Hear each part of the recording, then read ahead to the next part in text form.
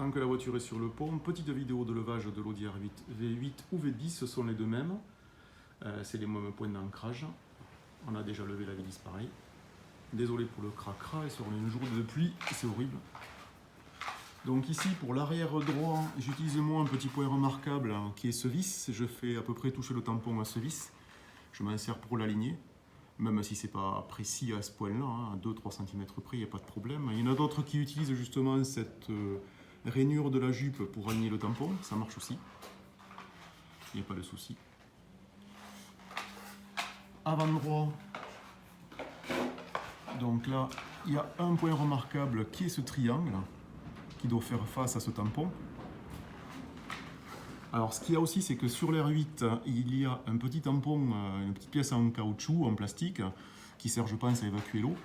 Ce que je fais, c'est que je fais aligner le tampon du pont au milieu du tampon de l'R8. Ça fonctionne parfaitement, ça fait une cinquantaine de fois, même plus, que je lève la voiture comme ça. Il n'y a jamais eu le moindre souci.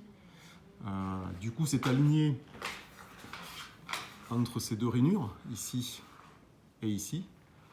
Donc c'est vraiment aligné parfaitement, il n'y a jamais eu aucun souci. Si je vais du côté gauche, donc avant gauche, toujours triangle qui pointe vers le tampon.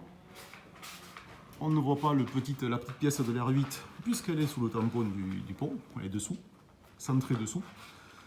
C'est très facile finalement devant de centrer le pont, comparé à derrière. Donc arrière gauche.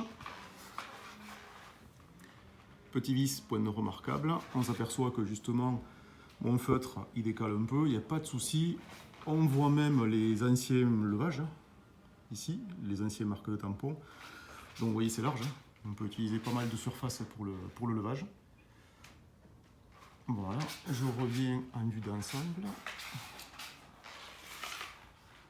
Donc côté gauche, côté droit.